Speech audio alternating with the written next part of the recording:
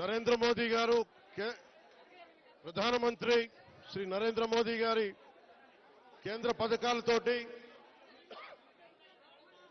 జాతీయ ఉపాధి హామీ పథకాలతోటి ఈ రోజున నేను ఇక్కడికి రావడం జరిగింది. మన బాగుజోల నుండి సిరివర వరకు 9 కిలోమీటర్ల రహదారిని 9.5 కోట్ల రూపాయలతో తారు రోడ్డుగా మారుస్తా ఉన్నాం.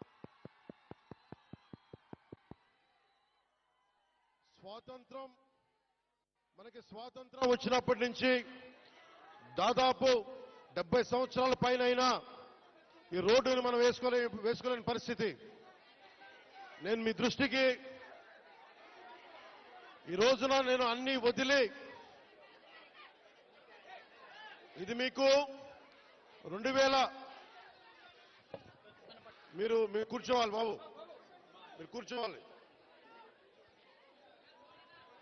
మధ్యలో లేకుండా దయచేసి ప్రెస్ అందరూ కూర్చోండి ప్లీజ్. ప్రెస్ అందరూ కూర్చోండి. 2017లో పోరాట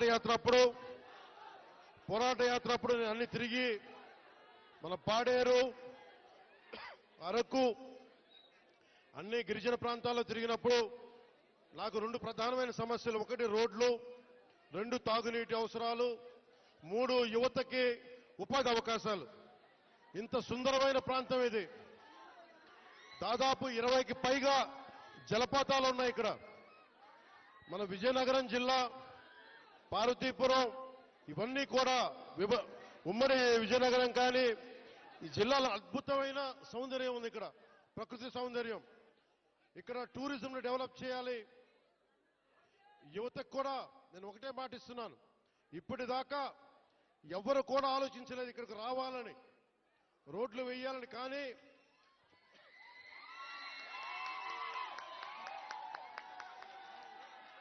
గౌరవ ముఖ్యమంత్రి శ్రీ నారా చంద్రబాబు గారి నాయకత్వంలో ఒకటే నేను కోరాను వారిని, 70 సంవత్సరాలుగా రోడ్లు లేవు ఇక్కడ.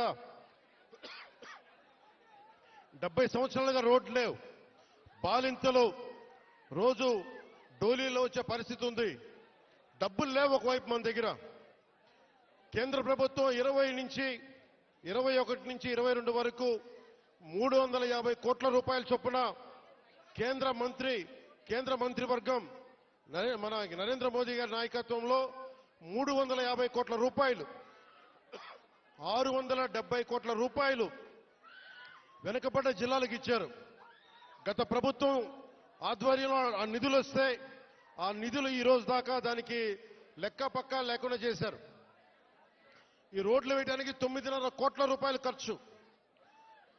మీ దగ్గరికి ఓట్లు అడిగిన వ్యక్తులు, నేను అన్యాయం అయిపోయిన చెప్పిన బిడ్డ, మీరు చూడండి 5 సంవత్సరాల పాలనలో మీకు రోడ్లు వేయలేకపోయారు. కానీ మేము వచ్చి డబ్బులు లేకపోయినా మన వెనకబడ్డ జిల్లాల కోసం 700 కోట్ల రూపాయలు నిధులు ఇస్తే వాటిని ఖర్చు పెట్టలేదు, దారి మళ్లించేశారు. ఋషికొండ ప్యాలెస్ కి 500 కోట్ల రూపాయలు ఖర్చు పెట్టారు. కానీ ఇక్కడ 9 కోట్లతోటి రోడ్లు వేయలేకపోయారు.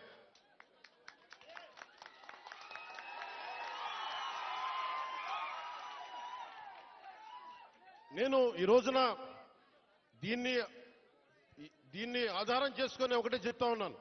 ముఖ్యంగా గిరిజన వర్గ ప్రజలందరికీ, మన్యం ప్రాంతంలో ఉండే ప్రజలందరికీ నేను మీకు నారా చంద్రబాబు నాయుడు గారి ఆధ్వర్యంలో నాయకత్వం నడుస్తున్న ఈ కూటమి ప్రభుత్వం తరపున మనకున్న మంత్రివర్గ సహచరులు కానీ, ఎమ్మెల్యేలు కానీ అందరి తరపున నేను మాటిస్తున్నాను.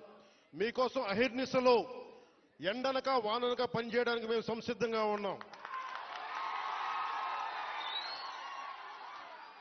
ఇందాక కలెక్టర్ గారు నా దృష్టికి తీసుకొచ్చారు.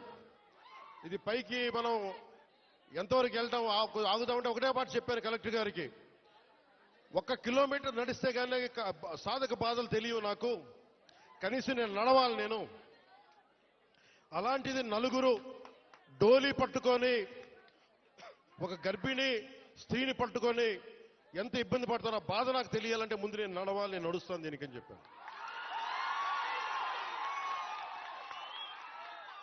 తిరుపతి తిరుమల వెంకటేశ్వర స్వామికి నేను కొండెక్కా. ఆయన్ని ఒకటే కోరుకున్నా, నన్ను కష్టాలు తీర్చమని, ప్రజల కష్టాలు తీర్చమని నేను ఆయన కోరి కొండెక్కాను. ఈ రోజున నేను మన కొండెక్కా, మన కష్టాలు తీర్చమని. నా పక్కనే ఉన్న పంచాయతీరాజ్ కమిషనర్ గారికి కూడా, అడిషనల్ జాయింట్ సెక్రటరీ వారికి కూడా ఒకటే చెప్పాను, నా పిఎస్ మసూదన్ గారికి కూడా ఒకటే చెప్పాను, మీరు ఈ రోడ్డు వేసే లోపు ముందు కనీసం ఈ రోడ్డుని రోడ్ రోలర్లు పెట్టి కొంచెం శుభ్రంగా నడిచేలా చేయమని కోరుకుంటున్నా. నేను అది ఆదేశించాను. ఎందుకంటే టెండర్ కాల్ఫర్ చేసి రోడ్డు వేయడానికి కొన్ని నెలల సమయం తీసుకుంటుంది కాబట్టి ఈ లోపునే మీరు అవసరమైతే మీరు కొంత మనరేగా నిధుల్ని మళ్ళీ దానికై వెచ్చించి కనీసం మెయిన్ రోడ్డు వచ్చేలా 9 కిలోమీటర్ల బీటీ రోడ్ వచ్చే లోపు మట్టి రోడ్డుని, బలమైన మట్టి రోడ్డు వేయమని చెప్తా ఉన్నాను. ఇది ఇంకా ఈరోజు తుఫాన్ అయితే ఉంది, కానీ రోజు ఇప్పుడు శీతాకాలం కాబట్టి అందుకని రోడ్డు వేయమని మరి చెప్పాను. దాన్ని కూడా నేనే దగ్గరుండి ఉప ముఖ్యమంత్రి పేషి నుంచి నేనే దీన్ని పర్యవేక్షిస్తాను.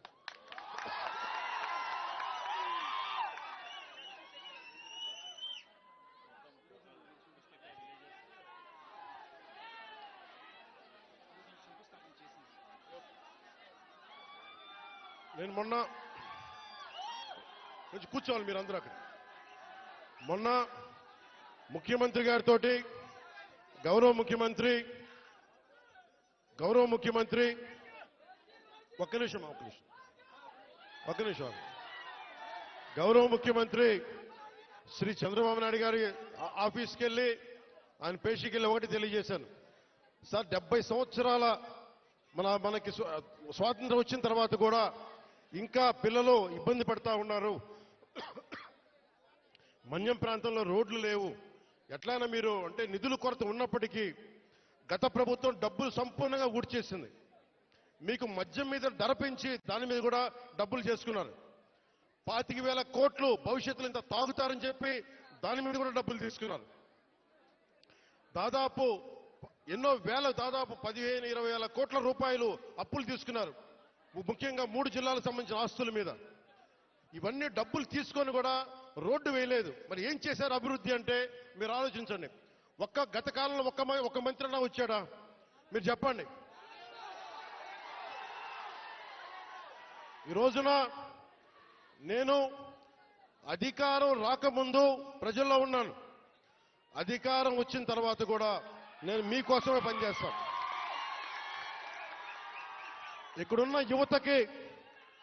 యువతకి నేను ఇదే మీకు మాటిస్తున్నాను. ఈ రోజున మన సాలూరు నుంచి నేను ఒకటే మాటిస్తున్నాను. నేను మన మన్యం ప్రాంతాలు యువతకి ఉపాధులు కల్పించేలాగా టూరిజం వైపు కానీ చాలా మంది ఇక్కడికి మీకు ఉపాధి అవకాశాలు కల్పించేలా నేను ఇక్కడున్న స్థానిక రాజకీయ నాయకులు, అన్ని పార్టీల రాజకీయ నాయకులతో పాటు మన గిరిజన వర్గ పెద్దలతోటి అందరితో మాట్లాడి ఒక బలమైన పరిష్కార మార్గం తీసుకుంటాం. అందుకే నేను ప్రతి 2 నెలలకు ఒకసారి 3 రోజుల పర్యటన పెట్టుకుంటాను మన జిల్లాలో.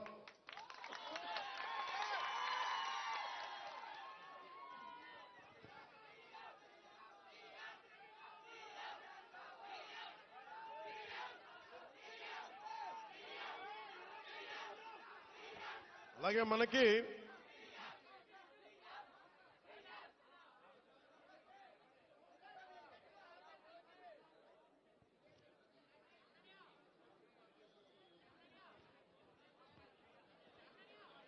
ముఖ్యమంత్రి గారికి ఒకటే చెప్పాను, దాదాపు 4,000 గిరిజన తాండాలకి రోడ్లు కావాలి. పంచాయతీలు క్రమంగా చూసుకుంటే 400 పంచాయతీలే, కానీ గ్రామాలను మట్టుకు దాదాపు 4,000 తాండాలు ఉన్నాయి. 20 మంది నివసించేయి, 40 మంది నివసించేయి. ప్రతి ఒక్కరికి రోడ్డు వేయడానికి కష్టసాధ్యం కనుక ముందు మనం 3 విడతల చొప్పున అనుకున్నాం. ముఖ్యమంత్రి గారు నా దృష్టికి తీసుకొచ్చింది, ప్రధానమంత్రి గారి దృష్టికి మేము తీసుకెళ్లబోయేది, ఎక్కువ మంది కనుక మీరు తొందరగా రోడ్లు రావాలి అంటే 20 మంది ఒక చోట కాకుండా కనీసం 200 మంది 300 మంది ఒక చోట మీరు అందరూ ఉండగలిగితే రోడ్లు వెంటనే వచ్చేస్తాయి. కాబట్టి సమస్య ఏమవుతుందంటే జనాభా తక్కువ అవడం వల్ల డబ్బులు కేంద్ర ప్రభుత్వం నుంచి వచ్చాయి, మనం అన్ని మిగిల్చుకొని ఈరోజు చేస్తున్నాం. ఈ రోజున మనం నరేగా మీరు ఇలా అరిచి మీ అభివృద్ధి మర్చిపోతున్నారు. మీరు అరిచి సినిమాలు సరదా, నిజంగా మనస్ఫూర్తి చెప్తున్నా, మీకు సినిమాలకి రావాలన్న రోడ్లు ఉండాలి కదా.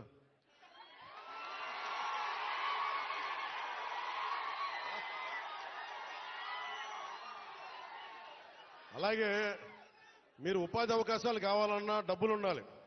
డబ్బులు రావాలంటే ఎక్కడి నుంచి చేస్తాం? వెనకాల పెరట్లో చెట్లు కొడితే డబ్బులు వస్తాయా? మనం ఏదో స్కిల్ నేర్చుకోవాలి, ఒక సమర్థత ఉండాలి. దానికోసం మనం సంపూర్ణమైన ప్రయత్నం చేస్తా ఉన్నాం. నేను మీకు ఈరోజు మాటిస్తున్నా, నేను 2017లో చెప్పినప్పుడు మాట ఇచ్చాం, వెనక్కి వెళ్ళాం, నిలబడ్డాం. అలాగే ఈ రోజున ఇంకో మాట ఇస్తున్నాం.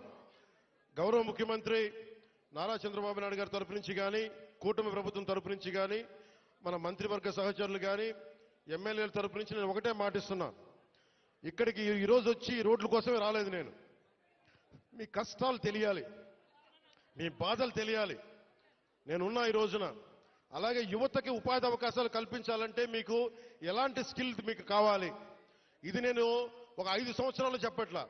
వచ్చే సంవత్సరం లోపే మీకు ఏమి చేస్తే ఇక్కడ బాగుంటుందో అనేది నేను 3 పర్యాయాలు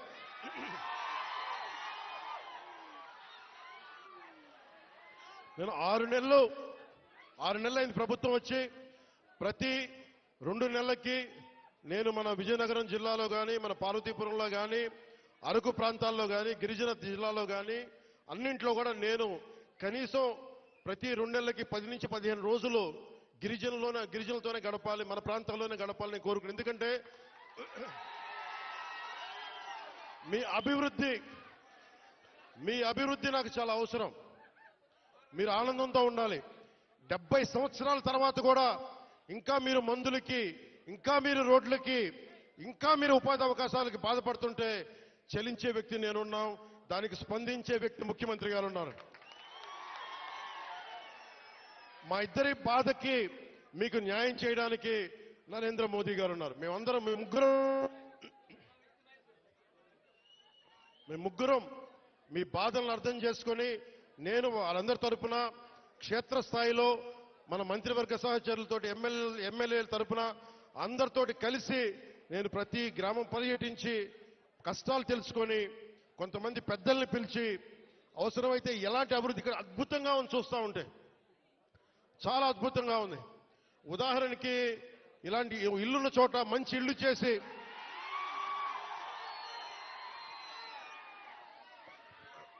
మీతో మాట్లాడి, ఇక్కడున్న అందరితో మాట్లాడి, అమ్మా కూర్చోండి, మీరు కొంచెం పక్కన రోడ్. ఇలాంటి సుందరమైన ఈ కనిపించే చోట, ఇలాంటి కొంత మైదానం ప్రాంతంలో కనిపిస్తే, ఇక్కడ పల్లంగా ఉన్న కంటే ఎత్తు పల్లా లేకుండా చదరంగా ఉండే ప్రాంతంలో నిజంగా ఇది హోమ్ స్టేట్ అని అంటాం. అమెరికా లాంటి చోట్ల, విదేశాలు లాంటి చోట్ల ఏం చేస్తారంటే, ఇలాంటి చోట్ల ఇలాంటి ఇళ్లలో వచ్చి ఉండేలాగా వాళ్ళకి కావాల్సిందల్లా శుభ్రంగా ఉండాలి.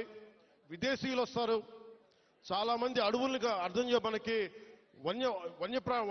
అడవుల్లో విహరించడానికి చాలా మంది వస్తారు. మనకి తద్వారా ఉపాధి అవకాశాలు వస్తాయి. మీరు కూర్చోబెట్టి ఈ మనకి పర్యావరణం కోసం పరిశోధించే శాస్త్రవేత్తలు చాలా మంది ఉన్నారు. వాళ్ళందరికీ వచ్చి ఉండాలి అంటే మీరుండే ఇళ్లలోనే. తర్వాత మనకి ప్రకృతికి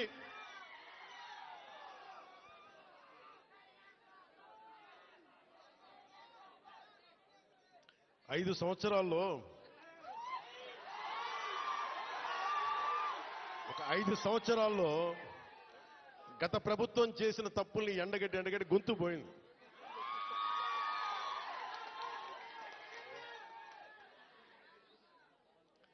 ఈ రోజున నేను మీకు ఒకటే మాటిస్తున్నా, మీకోసం నిరంతరం పనిచేయడానికి నేను ఉన్నాం. ఈ రోజున మన బడ్జెట్ 19 పంచాయతీలకు సంబంధించి ఇలాంటి రోడ్లే దాదాపు 40 కోట్ల రూపాయలతోటి మనం శాంక్షన్ చేశాం. ఇక్కడ పాడేరు ఇంకొంచెం రంపచోడవరం దగ్గర రోడ్లలో ఇలాంటి పంచాయతీలను పెట్టుకొని ఒక్కొక్క సంవత్సరంలో 350 కోట్ల రూపాయల చొప్పున ప్రతి గ్రామం కనెక్ట్ అయ్యేలాగా ఇలాంటి ఇబ్బందులు లేకుండా ఒక ప్రతిపాదనలు తీసుకొచ్చాం. నాకు కావాల్సిందల్లా మీ దగ్గర నుంచి సహకారం కావాలి. మీరు సహకారం ఇస్తారని నేను మనస్ఫూర్తిగా కోరుకుంటా ఉన్నా. ఎందుకంటే మనం విజయనగరం జిల్లా చూస్తా ఉంటే, ఉమ్మడి విజయనగరం జిల్లా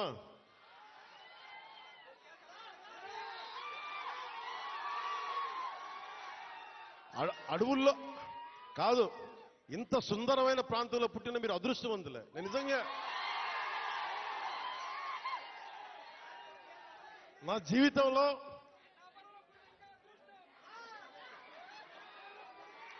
జీవితంలో నేను ఎప్పుడు అసూయపడలా. నాకు ఈర్ష్య ఉండదు.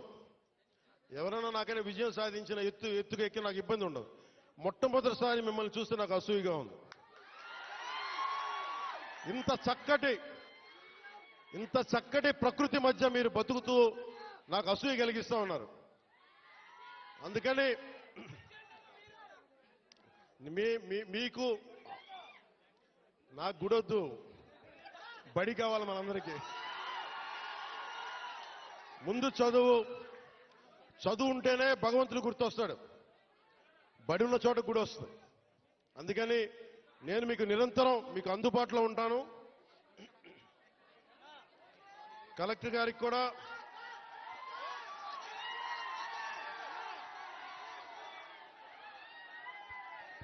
మీరు మీకోసం పనిచేసేవాడు ఒకడు కావాలి. కూటమి ప్రభుత్వం మీకోసం పనిచేస్తుంది. చంద్రబాబు నాయుడు గారికి ఒకటే చెప్పాను, సార్ మనం నిలబడాలి అంటే నేను ఒకటే చెప్పాను, ఇంటెలిజెన్స్ కానీ పోలీస్ శాఖ కూడా చెప్పారు, ఈ వర్షంలో ఎందుకు సార్ మీరు ఎందుకు ఆగిపోండి అంటే నేను ఒకటే చెప్పాను, మా వాళ్ళు వర్షంలో తడుస్తున్నారు, మా వాళ్ళకి రోడ్డు లేక బాధపడతా ఉన్నారు. నేను తడుస్తా, జ్వరం వచ్చినా ఎలాంటి అవాంతరాలు వచ్చినా మా వాళ్ళ పడ్డ కష్టం కంటే కూడా నేను పడే కష్టం పెద్దది కాదు. అందుకని నేను ఎందుకు ఈ మాట చెప్తున్నానంటే, మీకోసం పనిచేసే వ్యక్తుల సమూహాన్ని మీరు ఎన్నుకున్నారు. మీకోసం పనిచేసే వ్యక్తుల సమూహాన్ని మీరు ఎన్నుకున్నారు. మేమందరం ఇక్కడ ఉన్నాం. మంత్రి గారిని చూస్తా ఉన్నారు, ఎమ్మెల్యే గారిని చూస్తా ఉన్నారు, ఇక్కడున్న నాయకులందరినీ చూస్తా ఉన్నారు. మేమందరం కూడా ఎందుకున్నాం ఇక్కడ అంటే, మీకు 5 సంవత్సరాల కాలంలో ఏదో మాట చెప్పి వచ్చి వెళ్ళిపోవడానికి మేము లేవు. ఇక్కడ అధికారం లేనప్పుడు రోడ్ల మీద తిరిగాం, అధికారం లేనప్పుడు మన్యం ప్రాంతాల్లో తిరిగాం. నాకు బుగ్గలు నిమరటం తెలియదు, నాకు తల నిమరటం తెలియదు. నాకు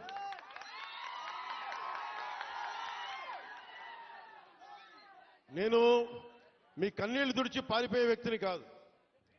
నేను దూరంగా ఉన్నా, నా రూమ్లో కూర్చొని ఉన్నా, మీకోసం నిరంతరం పరితపించే వ్యక్తిని. ఒక మాట ఇచ్చాను,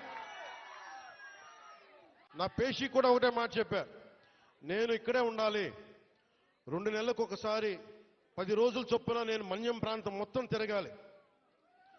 నేను ఒక్కొక్క యువకుడికి మాటిస్తున్నాను, ఒక్కొక్క యువతికి మాటిస్తున్నాను, ఒక్కొక్క గిరిజన తల్లులకి మాటిస్తున్నాను, ఒక్కొక్క గిరిజన పెద్దలకి మాటిస్తున్నాను. నేను మీకోసం ఒళ్ళు వంచి పనిచేస్తాం. మీకోసం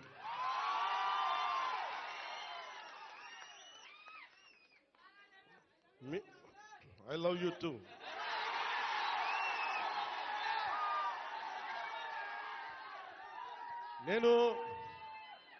నేను మీకు చెప్పినంత ఐ లవ్ యూ నా బిడ్డలకు కూడా చెప్పలేదు. నేను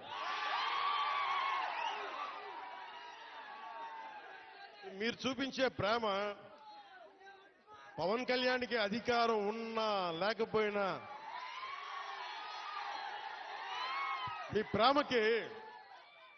మీ ప్రేమకి నేను రుణగ్రస్తుడిని. ఏం చేస్తే రుణం తీర్చుకుంటాం. అందుకనే నేను భగవంతుని ఒకటే అడిగా,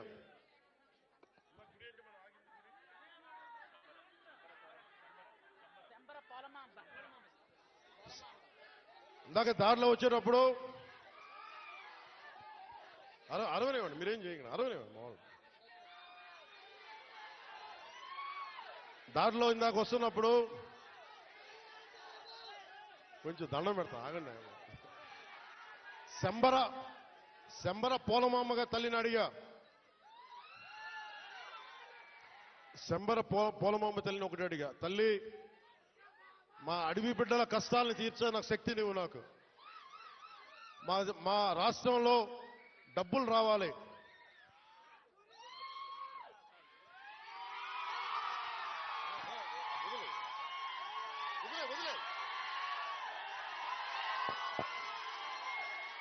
మా సవర సోదరుల వాళ్ళ పెయింటింగ్స్ ని కానీ వాళ్ళ చిత్రాలని కానీ నేను అమిత్ షా గారికి ఇచ్చాను. హోంశాఖ మనకి అమిత్ షా గారికి ఒకటే చెప్పాను, చాలా గర్వంగా చెప్పా, ఇది సార్ మా సవరల ఆర్ట్, ఇది మా సవర సోదరుల ఆర్ట్, ఇది మా గిరిజన బిడ్డల ఆర్ట్, ఇది.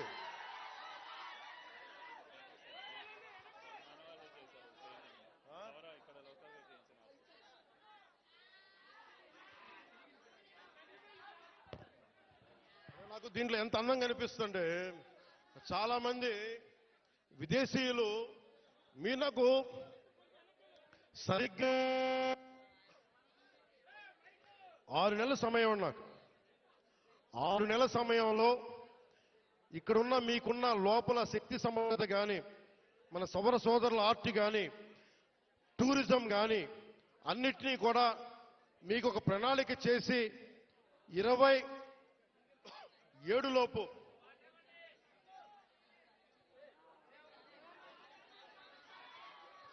రెండున్నర సంవత్సరాల్లో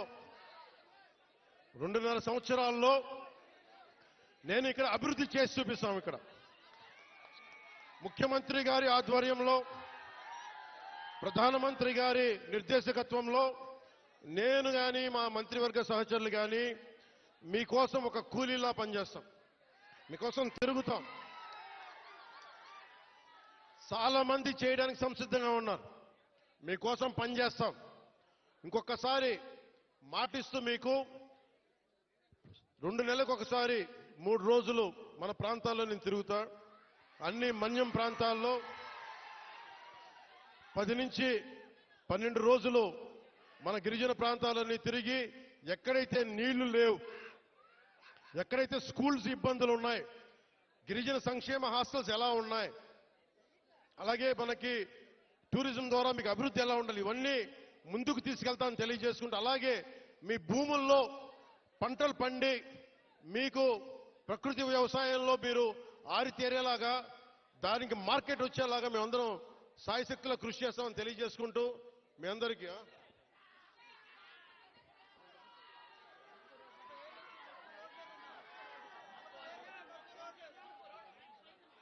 ఇవన్నీ మీరు దారి పొడవుతా నాకు మీరందరూ రకరకాల వినతులు ఇచ్చారు, వినతి పత్రాలు ఇచ్చారు, రోడ్లు ఉన్నాయి, అలాగే అక్కడ క్వారీ కూడా తవ్వుతున్నాం, క్వారీ కూడా తవ్వుతున్నారు, క్వారీలు కూడా అడ్డగోలుగా ఉన్నాయంటే అవి కూడా చేద్దాం. నాకు కావాల్సిందల్లా ఇక్కడున్న యువతలో మీరందరూ కూడా, మీరు ఏ జాతికి చెందిన వాళ్ళైనా నాకు అనవసరం, కొత్త నాయకత్వం మీ నుంచి పుట్టాలి.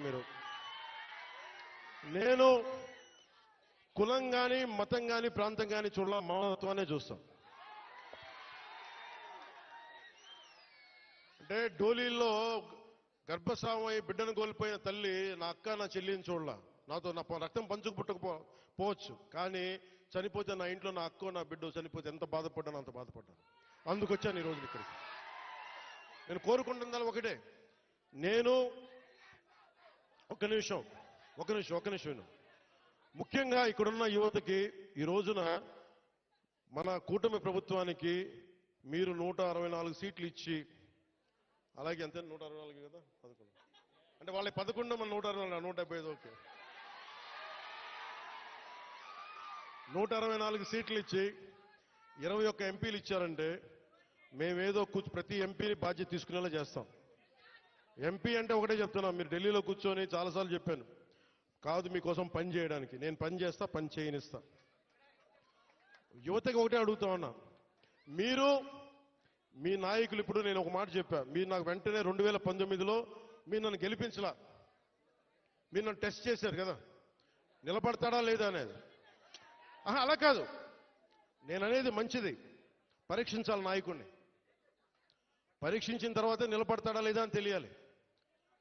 అలాగే ఈ రోజున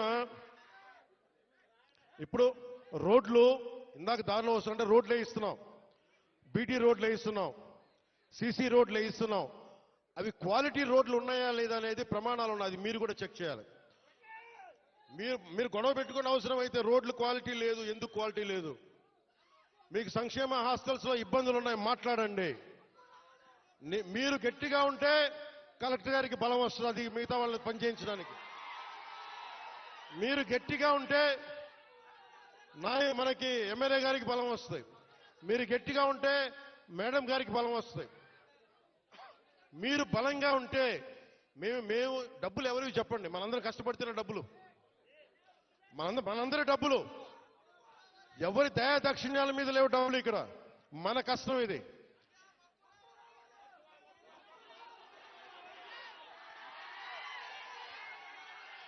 అందుకని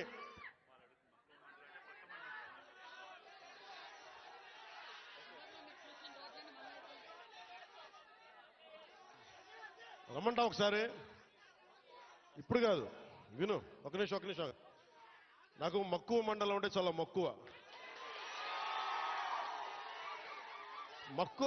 మక్కువ మండలం కాదు, అన్ని మండలాలు తిరుగుతాం. ఒక్క రోజులో అన్ని సాధ్యం కాదు కాబట్టి మీరు నాకు వదలండి. ఆ రోజు మా జయకృష్ణ గారి కోసం వచ్చినప్పుడు మొత్తం వచ్చారు కదా, నేను మర్చిపోతాను ఆ రోజున. అన్ని కాదు. నా కోరిక ఒకటేంటంటే నన్ను పని చేసుకునేవాడిని. మీరు నా మీద పడిపోతే రోడ్డు వేసారని ఇందాక అడుగుతా ఉన్నా, రోడ్డు వేద్దామంటే కనిపించలేరు. మీ అందరూ దండం పెడతాను బాబు, నాకు రోడ్డు చూడండి ఇవ్వండి అని. ఓజీ అంట. లేదంటే అన్న ఇదివరకు సీఎం అనే వాళ్ళు ఇంకా పోలా, డిప్యూటీ సీఎం గారు సరిపోతాను, ఆనందించాను. ఇంకా అవి కాకుండా నేను అనేది ఏంటంటే యువతకు కానీ, ఆడపడుచులకు కానీ, పెద్దలకు కానీ, నేను వచ్చి మీకు నన్ను పని చేస్తే మీ భవిష్యత్తుకి మంచిది. నన్ను చుట్టుముట్టారనుకోండి, పని చేయాలి కదా.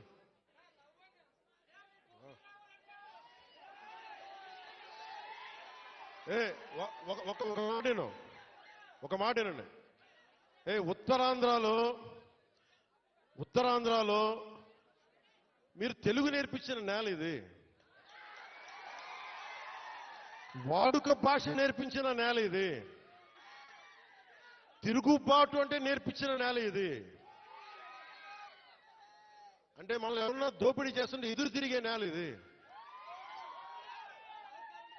మీరు ఈరోజు ఏమైపోయారంటే, మీరు సినిమాల మోజులో పడిపోయి మీరు పోస్టర్లు పెట్టి ఓజీ లేదంటే మిగతా హీరోలకి జైజీలు కొట్టి ఇవన్నీ కొట్టండి. కానీ మీరు కనుక మీ జీవిత బాధ్యత తీసుకోకపోతే ముందుకెళ్ళారు. మీరు మాట్లాడితే అన్నా మీసం తిప్పు అంటారు. నేను మీసం తిప్పితే విను, నేను మీసం తిప్పితే రోడ్లు పడవు, అర్థమైందా? నేను ఛాతీ కొట్టుకుంటే రోడ్లు పడవు. నేను వెళ్ళి ప్రధానమంత్రి గారికి దండం పెట్టి ముఖ్యమంత్రి గారి దృష్టికి ఆ సమస్య తీసుకెళ్తే రోడ్లు పడతాయి. అందుకని మీసాలు తిప్పడాలు, ఛాతీలు కొట్టుకోవడాలు నాకు చేతగా. పని చేయడం తెలుసు, నాకు పని చేయనివన్నాను. అందుకని మీ అందరికీ మరోమారు ధన్యవాదాలు చెప్పుకుంటూ,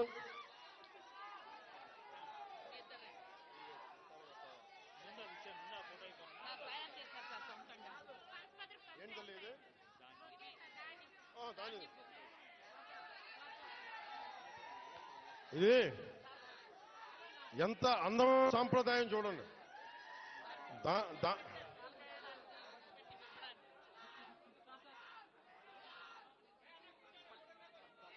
చెక్ సార్, వీళ్ళకి మహిళా సంఘాలకు 4 కోట్ల రూపాయలు, ఎంత 4,14,00,000 లోన్ సార్ వీళ్ళకి. అలాగే మన మహిళా సంఘాలకు సంబంధించి 4,14,00,000 4,14,72,000 మన మహిళా సంఘాలకి రుణంగా తీస్తున్నాం. ఓన్లీ ఓన్లీ ఓన్లీ మన పనస్థల ఓన్లీ మన పనసభద్ర పంచాయతీకి 4,12,74,000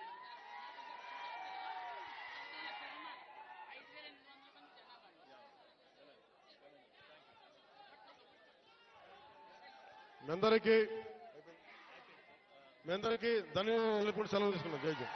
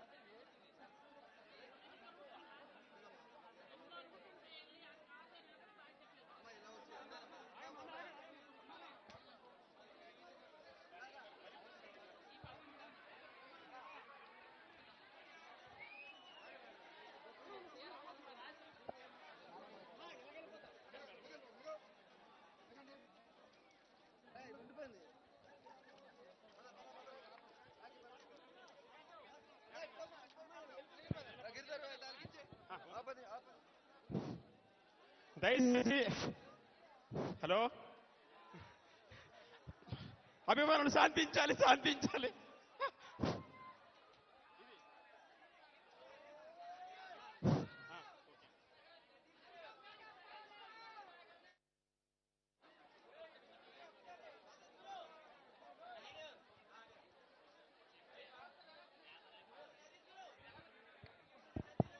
హలో